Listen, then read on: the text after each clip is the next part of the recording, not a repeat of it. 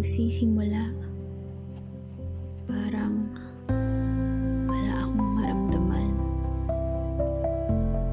Hindi ako galit, hindi rin ako masaya. Tahimik lang. Tahimik lang ang puso ko, pero hindi ito payapa. Bakit ganito, Lord?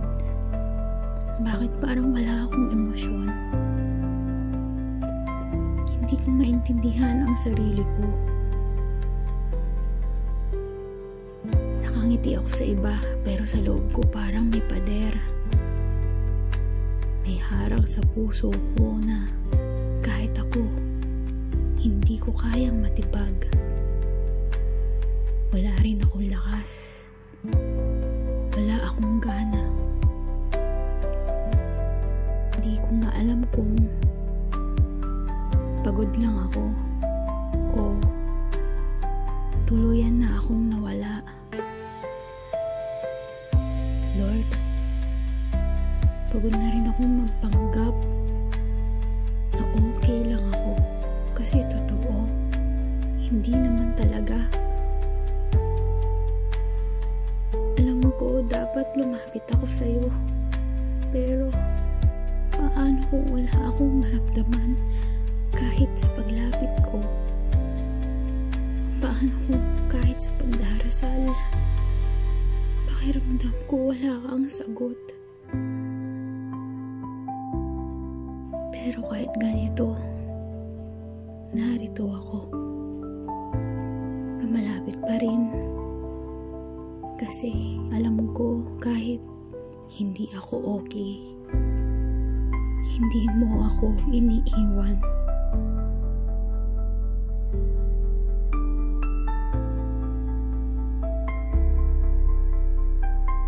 Lord, naiinggit ako sa mga taong tila puno ng apoy sa pagsamba, sa mga taong umiiyak sa presensya mo. Ako, wala. Tahimik. Walang luha. Wala rin sigaw. Walang damdamin. Pero sa kabila ng lahat, may maliit na bulong sa puso ko na sana maramdaman ulit kita. Lord, tulungan mo akong tumingin sa'yo kahit wala akong nararamdaman. Ipaalala mo sa akin na ang pananampalataya ay hindi nakabase sa emosyon. Na kahit ang puso ko ay manhid, nananatiling totoo ang pag-ibig mo.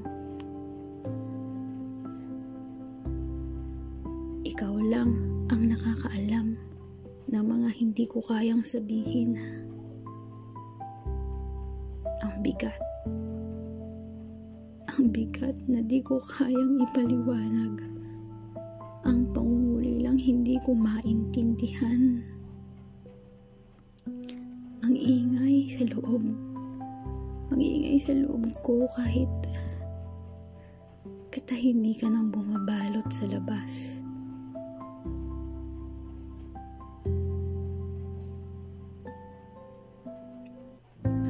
Patawad kung minsan tinatamad akong lumapit. Patawarin mo rin ako kung minsan ayaw ko nang magbasa ng salita mo. Hindi dahil wala kang halaga, pero dahil para bang wala akong nararamdamang buhay sa loob ko. Pero salamat kasi hindi mo ako sinusukuan.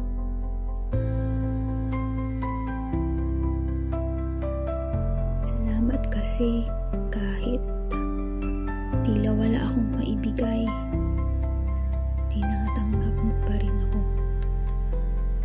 Kaya ito ngayon, Lord, walang dalang damdamin, wala rin dalang sigla, pero may dalang pananampalataya. Kahit kaunti, kahit tila durog, pero totoo. galing sa kailaliman ng pusong pagod, pusong manhid, pusong naghahangad ng muling pagtibok. Lord, kung ito lang ang kaya kong dasal ngayon, tanggapin mo sana. Gamutin mo ang manhid kong damdamin. Palitan mo ng presensya mo ang kakulangan ko. Yakapin mo ako kahit wala akong lakas para yumakap pabalik.